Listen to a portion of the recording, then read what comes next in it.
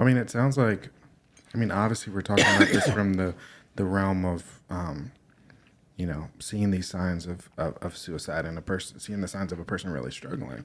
But these are the basic building blocks for relational conversation to begin with. That's exactly But we've right. gotten so many steps away from it that, I remember growing up and talking on the phone, right? And you come home from school and you'd call somebody on the phone and you had these conversations.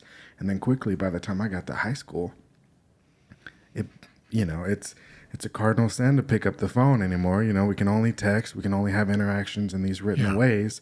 And those conversations are much more blunt, or they're just surface level conversations. And so the idea of meeting somebody with compassion and having this kind of conversation is foreign to a lot of us. So it's important to lay it out. And that, what you just said makes it even more vital, because we are talking about a group of younger people on the spectrum in the society who, as you just described by your own experience, don't have are not in touch with how that's done so much.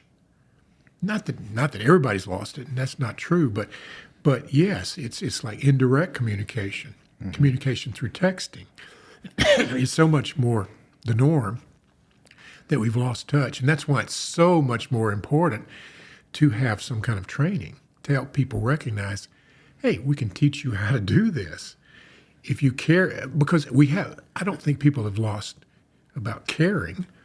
That's don't know it's how. just how do I talk to somebody besides with this little machine I have here? What does that, in your experience, what does that, that compassion of really beyond anything you're communicating, I see you.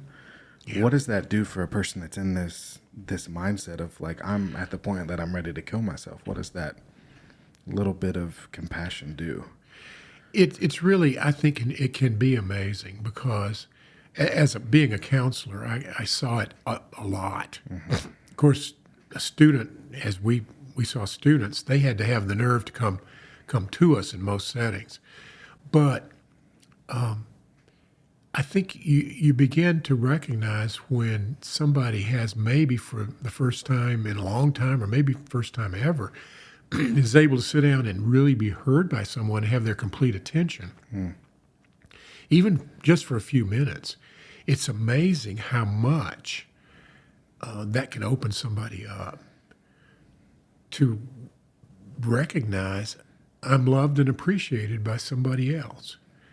And I think that can be really a key factor in pulling somebody out of a suicidal point within their lives. And it is what happens in the counseling process of helping them pull out of that. Yeah. Because it is exactly that process that a professional would use to help pull them out.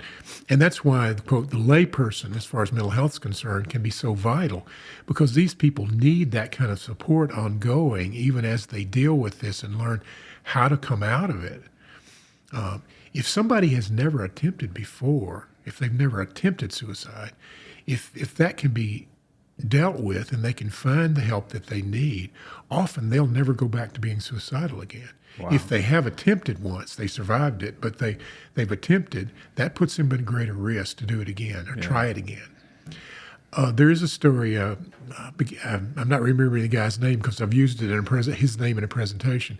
Years ago, a Golden Gate Bridge jumper, one of the guys that jumped off the Golden Gate Bridge and survived, one of the few, because you hit the water at that height so fast, so it's just so hard that there's really hardly any way to survive. But this guy was 19 years old when he jumped, and he went down head first, and it hit him right then. I'm going to die. And something in him says, I don't want to die. And he flipped his body over, flipped over so he was going to hit the water feet first. He still ended up with severe back injuries, cracked some of the vertebrae in his back, but he survived.